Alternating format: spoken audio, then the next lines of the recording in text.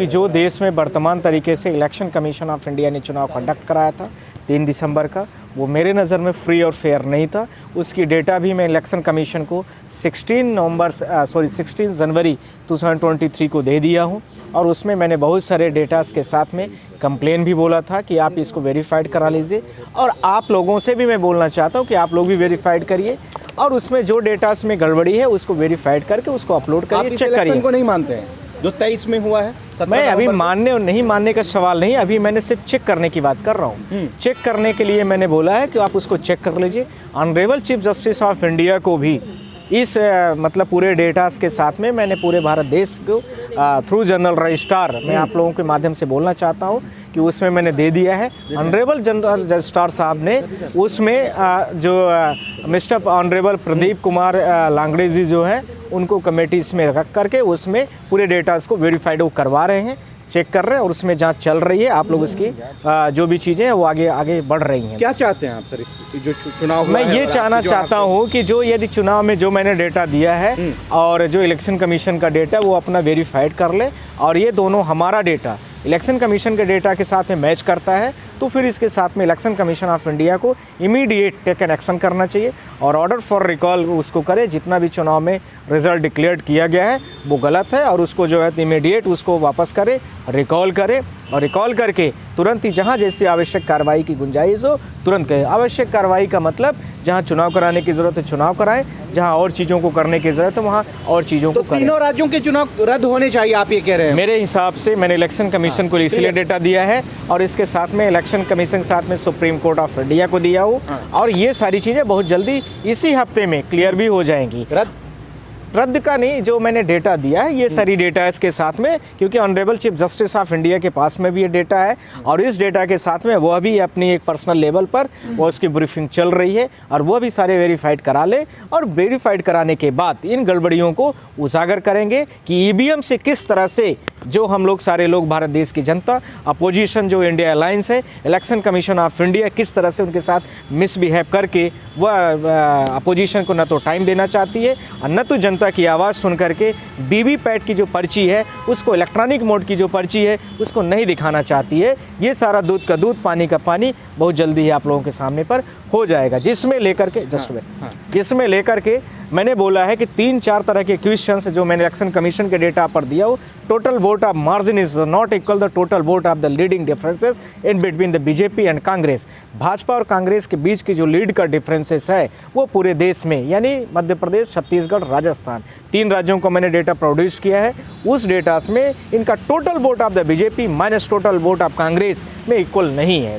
ये मेरा पहला है। दूसरा, margin of the vote is the not equal to the percentage. जैसे छत्तीसगढ़ का उन्होंने बोला 4%, मध्य प्रदेश का बोला 8.15%, इसके साथ में उन्होंने राजस्थान का बोला 2.1% के आसपास है। तो ये सारे परसेंटेज भी उनके गलत हैं, यह भी उसमें साबित हो गया है। डी.वाई. चंद्रचूड़ साहब इसमें इन्वॉल्व हैं, CJI chief justice of India. हाँ, सारे लोग इन्वॉल्व हैं। मैं आप लोगों से बोलना चाहता हूँ, मैंने आपको बता भी दिया, नाम भी बता दिया कि कमेटीज में उसको रेक्टिफाइड करने के लिए ऑनरेबल हमारे जो जनरल रजिस्ट्रार साहब हैं उन्होंने उसको वेरीफाइड करने के लिए दे दिया है। मैंने आप लोगों को नाम भी बता दिया है कि ऑनरेबल्स हमारे जो हमारे रजिस्ट्रार साहब है, जनरल रजिस्ट्रार भारत देश के सुप्रीम कोर्ट के, उन्होंने मार्क करके आगे फॉरवर्ड कर दिया है। मैं आप लोगों को बोल चुका हूँ, 2 बार बोला। क्या आप इस पक्ष में हैं कि 3 राज्यों के जो चुनाव है वो रद्द हो? मैं बार बार पूछ रहा हूँ क्योंकि जो आंकड़े हैं वोटिंग ईवीएम से जो वोटिंग हुई और रियल वोट में बहुत अंतर है, काफी बड़ा अंतर है। यही तो मैंने दिया ऑनरेबल जस्टिस को, और वो जैसे ही वेरीफाइड होगा आराम से ऑनरेबल जस्टिस भी उसको देख लेते हैं, और वो भी तुरंत ही उसको रिमांड करेंगे इलेक्शन कमीशन ऑफ इंडिया को, और साथ में इलेक्शन कमीशन भी संज्ञान पर दे दिया हो कि ये सारे लोग, उनको पता होना चाहिए जो देश की अथॉरिटीज़ हैं, जो देश के अथॉराइज पर्सन है, जो इलेक्शन को कैंसिल कर सकते हैं, जो इलेक्शन को रिकॉल कर सकते हैं, जो इलेक्शन को दोबारा करा सकते हैं, उन सारे लोगों को मैंने बोला है। साथ में देश की पूरी जनता, 140 करोड़ की जनता, मैं उनको भी डेटा प्रोड्यूस कर दिया हूँ, पब्लिक डोमेन पर है। इलेक्शन कमीशन आपका data, total vote of the margin is the not equal to differences in between the BJP and Congress, total टीस। तीनों राज्यों में बीजेपी की सरकार है, गिरेगी क्या?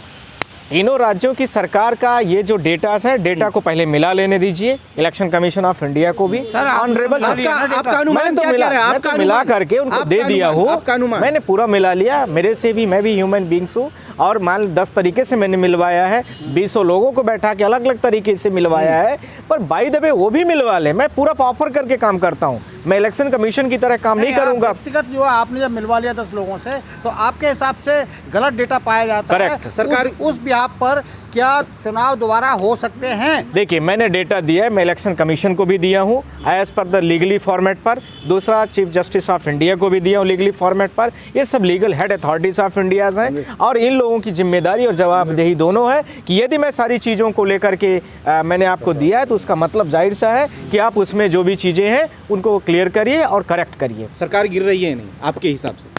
मेरे हिसाब से ऑनरेबल चीफ जस्टिस, हमारे हिसाब में जो मैंने डेटा दिया है उसके हिसाब से तो पूरी गड़बड़ियां हैं। गिर रही है सरकार आपके हिसाब से, आपके डेटा के मैं जितना बोल रहा हूँ उसको बार बार सुनो, अब मैं बार बार बोल रहा हूँ। जितना मैंने डेटा दिया है उस डेटा के आधार पर honourable chief justice of India इसको डिसाइड कर लेंगे कि इस जो हमारा डेटा है और इलेक्शन कमीशन के डेटा पर जैसे ही सील लग जाएगी honourable chief justice of India की भी कि हाँ डेटा डिफर है, दोनों के डिफर हैं, यानी हमारे डेटा और उनके डेटा में मैच नहीं खा रहा है। जो मैंने बोला वो राइट है, बार बार बोल रहा हूँ, जो मैंने बोला वो राइट है, तो उसके बाद ये सारी चीज़ें फिर आगे बढ़ जाएंगी। लेकिन सुप्रीम कोर्ट और चुनाव आयोग नहीं मानता कि कोई गड़बड़ी होती है ईवीएम में। आप अपनी तरफ से आरोप लगा रहे हैं सिर्फ ये।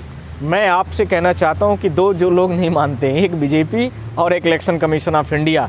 पर भारत देश के जो कंटेस्टिंग कैंडिडेट हैं, अभी लेटेस्ट में आपने देखा है असम का मैंने उदाहरण दिया है कि टोटल वोटर्स जो है 91 है, वोट पड़ रहे 191। आप कैसे पॉसिबल है?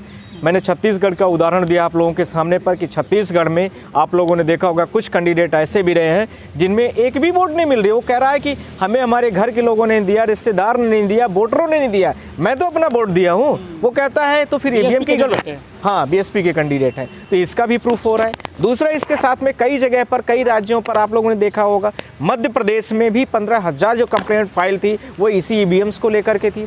इसी के साथ में आप लोगों ने देखा होगा कि ऑफलाइन बहुत सारी कंप्लेंट फाइल हैं जिसका अभी तक कोई निराकरण नहीं है, जो अनकाउंटेबल है, हमारे पास भी डेटास नहीं है।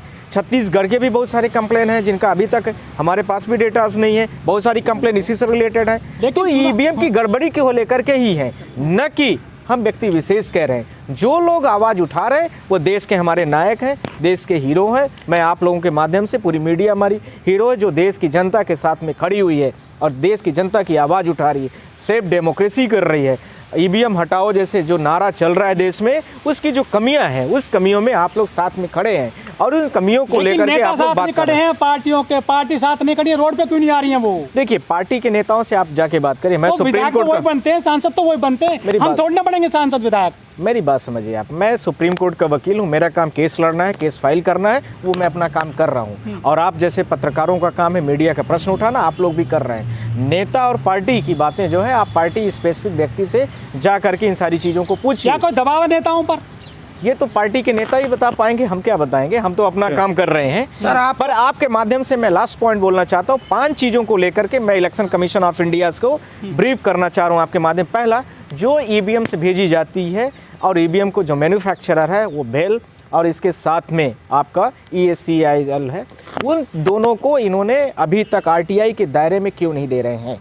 जो मैन्युफैक्चर, जस्ट वेट, पूरा हमें कंप्लीट पूरा आप बोल लेना। उसके बाद दूसरा, जो ईवीएम में डाटा डालने वाला व्यक्ति होता है, डेजिग्नेटेड व्यक्ति, जो भी इंजीनियर्स लेवल का होता है, उसका नाम क्यों डेजिग्नेशन के साथ में पूरे भारत देश के पब्लिक डोमेन पर क्यों नहीं करते हैं? तीसरा पॉइंट, जितने भी डिस्पैच नंबर ईवीएम भेजी जाती हैं, जैसे मान लीजिए कोई भी विधानसभा में भेजी जा रही, जिले में भेजी जा रही है, वो सारी चीज़ों को लेकर के ये क्यों नहीं डिस्क्लोज करते हैं? 5वां, अगला इसके साथ में, इलेक्शन कमीशन ऑफ इंडिया अभी तक भारत देश की जनता के साथ में क्यों झूठ बोल रहा है, क्यों नहीं करना चाहता है सारी चीज़ों को कि वीवीपैट से जो पर्ची निकलती है, दिखती है, वो हमारे फ्री और फेयर इलेक्शंस के लेकर के, वो पूरे भारत देश की जनता के लेकर के, वो क्यों नहीं उनका कॉन्फिडेंस बना रहे, उसको लेकर के वो पर्ची देना चाहता है। जिसमें जैसे मान लीजिए कोई विधानसभा में 15 कैंडिडेट हैं, अब पर्ची जो निकलेगी तो एक व्यक्ति को आप वोट डालोगे, वही पर्ची निकल के आएगी। तो अब आप ये नहीं कह सकते हो कि पेपर बहुत ख़राब होगा, ये होगा, वो होगा। वर्ल्ड का सबसे बड़ा डेमोक्रेटिक कंट्री इंडिया है और वहाँ पर इस तरह से लोग दौड़ रहे हैं, सफ़र कर रहे हैं, यह देश के लोकतंत्र के लिए सबसे बड़ा खतरा है। इसके लिए वीवीपैट से जो पर्ची निकले वो होना चाहिए। मैं लास्ट कंक्लूड कर रहा हूँ आप लोगों के साथ, आप लोग इंतजार करिए। Honourable chief justice of India के पास में मैटर है, उनके पर्सनल कंसर्न में जैसे जो मैंने डेटा दिया है और वो डेटा इलेक्शन कमीशन के डेटा से डिफर है, मैंने जो बोला वो राइट है, तो वो सारी चीज़ों पर चुनाव दोबारा होंगे, आप लोग फिर फ्री हो जाइए।